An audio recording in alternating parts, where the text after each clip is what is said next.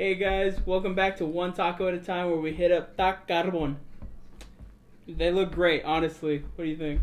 I think they look pretty good. The shot that we got was once we got home.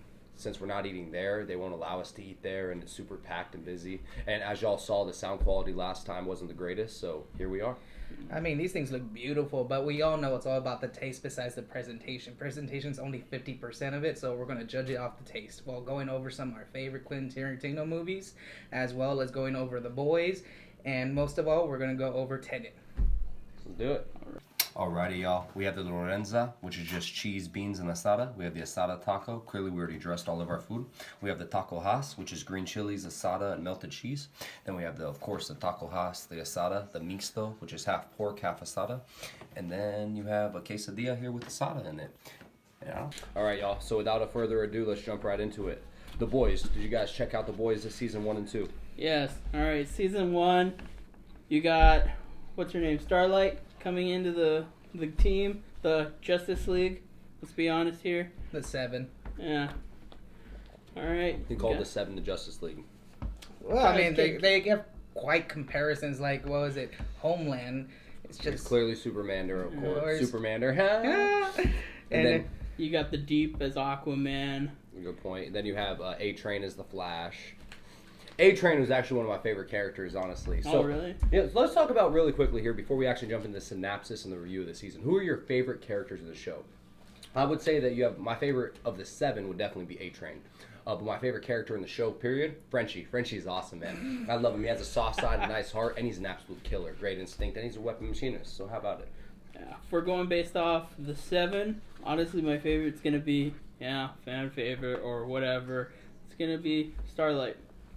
I like her. She tries to stay in a straight line even though she has those zigzags in. And spoiler alert, she might turn. Okay, but if we're looking about it, I dig Frenchie. Oh man, the chemist. See, my favorite of the 7 has to be Deep. The man is so complicated and so disturbed. Like, we can relate to him at a human basis. Like, we all have that internal conflict of, oh shit, Tucky mushrooms. Am I really going to become my father from all this abuse? Am I really embarrassed? All this self-consciousness, constant battle of demons. But my favorite character has to be Butcher. I just love his language. You gotta love him. Gotta love him. And never trust an elf. I just gotta say really quickly, this taco haas, which is the green chili, melted cheese, and carne asada taco, it's pretty good. It actually didn't look as good as I thought it would be, but it tastes quite stellar. Alright. Look, if you haven't watched it now, watch it. I think the whole thing's really good.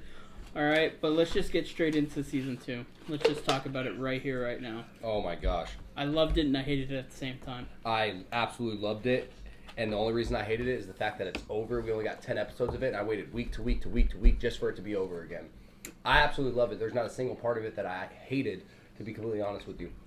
Everything from the acting, the storyline, and then episode 9, of all episodes, wait till we get to episode 9, it becomes a shit storm, a shit fire, and it is absolutely stellar. We're trying to talk and walk a thin line here without giving away any spoilers. But if we do, spoiler alert. It's a little late for that, man. Oh, that's okay. I loved it and I hated it. I loved the storyline, like you said. It hit every point that you wanted. Brought back some characters that you really wanted to see. It kept other aspects that you wanted to... It's really hard to explain without giving any spoilers. Okay, let's just say this. The show ties up all of its loose ends while still leaving you with a cliffhanger. Yes, there you go.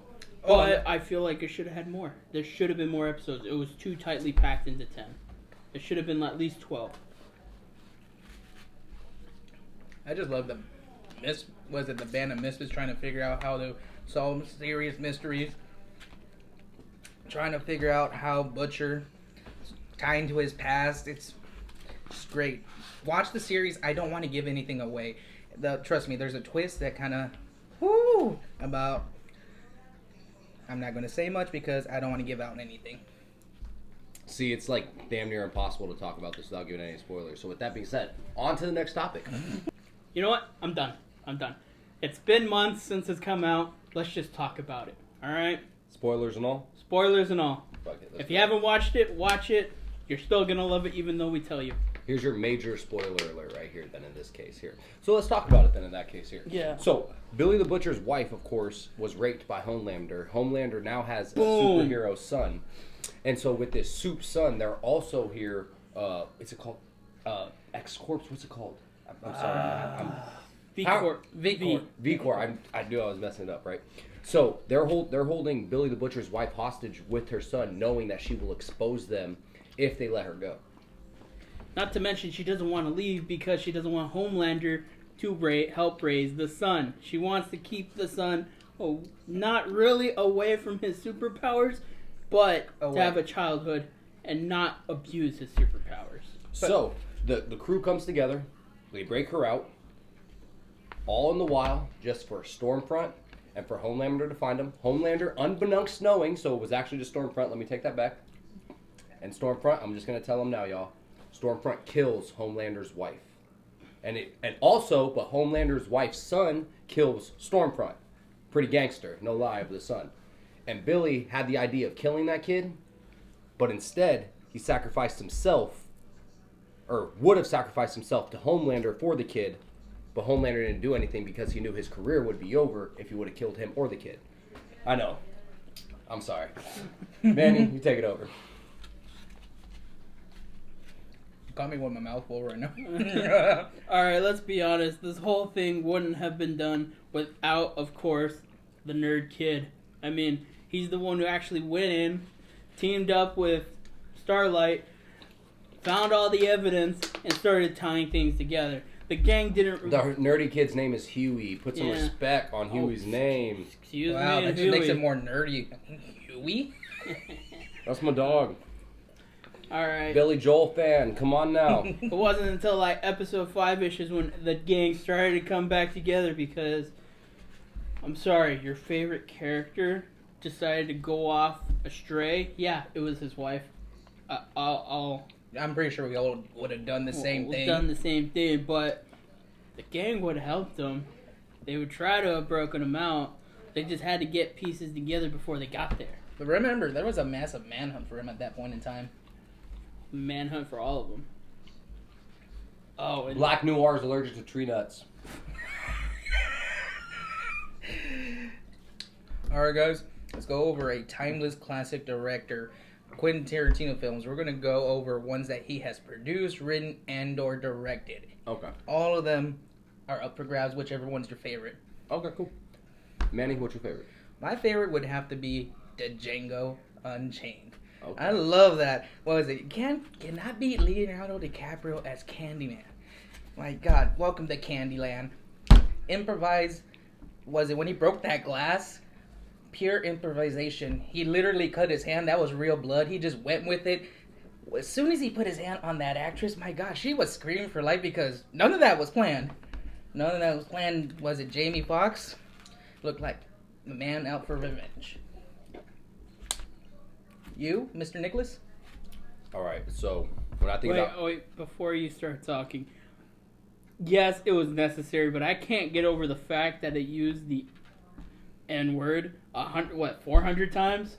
I'm pretty sure Jamie Foxx was okay with it. Yeah, and I know everyone was okay with it, but... Not everyone. I asked my tattoo artist if he wanted to do a Quentin Tarantino leg sleeve, and he said, hell no, I'll never do that racist-ass director. Let's be honest, I think 300's maxing it out. Yeah. So, my favorite Quentin Tarantino, and that is a great point of what you make right here because it's perfect. I think the quintessential Tarantino film has 3 things in it, okay? Gritty dialogue that is out of this world, very flowy, but extremely gritty, out of this world. Violence, an extreme violent scene that is something that you could put not only in a horror movie, but any action scene, any grindhouse film, and it'll hold up. Third and least, and not last but not least, I'm sorry, racism. Quentin Tarantino films always have racism in them, unfortunately. You want to take those 3 things together, what has the most gritty dialogue, possibly the most racism outside of the Django, and one of the best violent scenes that Quentin Tarantino has? You have The Hateful Eight. The Hateful Eight is the quintessential Quentin Tarantino film. I'm sorry, I was stuffing my face today. And Quentin Tarantino absolutely killed it when it came to that movie. When I think of Quentin Tarantino and I think of how he directs, he did that movie exactly how it should with a loop around timeline and the cut camera frames. Everything about that movie was perfect. And it was filmed in 35mm film. It was awesome. Christian. Your favorite Quentin Tarantino film? Look, if we're talking about violence and straight up corniness now, I gotta go Kill Bill. Kill Bill, the bloodbath, especially that last fight scene, the 100-on-1. It was so Crazy Eights. Just captured. Choreographed too. And choreographed that. I don't know. I loved it so much. The whole bloodbath of a movie is just... It kind of matched the 400 N-words and just blood pints. You know what, though? You didn't bring up the soundtrack of that film. The soundtrack of that film is not only generational, but it is out of this world. Look at, you have Chill Bill from Rob Stone that became, for our generation, a radio hit. And that was purely based off a hit from that, sampled from that movie. Yeah. So, the soundtrack of that film, I think, is his best sounded movie. Honorable mention, though? Any honorable mentions? Inglourious Bastards, anyone? Absolutely love that movie. The movie's incredible. Pulp Fiction. You cannot go wrong with Pulp Fiction. Samuel L. Jackson, John Travolta. They even did a Christmas commercial together this year. It wasn't his film primarily. It was Robert Rodriguez, but I have to go with Dawn of the...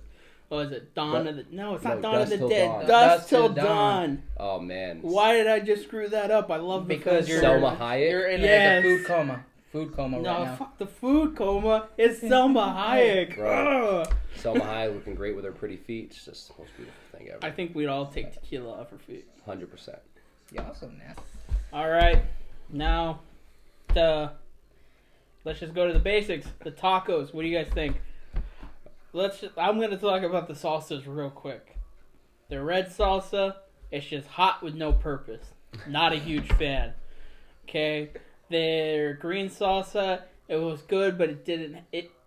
Their avocado green salsa or their chunky green salsa? The chunky green salsa, it had a little bit of spice, but you wanted a little bit more kick to it. The flavor wasn't really hitting. The avocado salsa, which is not really... It's just pureed avocado with a little water or lime in it. It was decent. You tasted the avocado. And then we're going to go back to the pico de gallo. I like that. Out of all of them, that was the best one. With the fresh chopped jalapenos in it, it was decent. It looked the driest out of all of them. So I'll start talking about the tacos then in that case here. The carne asada taco is just like any other carne asada taco. It's kind of hard to mess that up. The taco Haas was my favorite one, definitely. It was melted cheese, green chilies, and the carne asada. I thought it was a great combination flavor. My favorite salsa was the green chunky salsa, so, I mean, we're differing there. I agree with him. The red salsa was heat for no reason. I put that on one taco Haas. Didn't really enjoy that one. But I did put on the green chunky salsa on the other taco Haas, and it was delicious. I also had a bean carne asada tostada. Again, hard to mess that up. It was pretty damn good as well.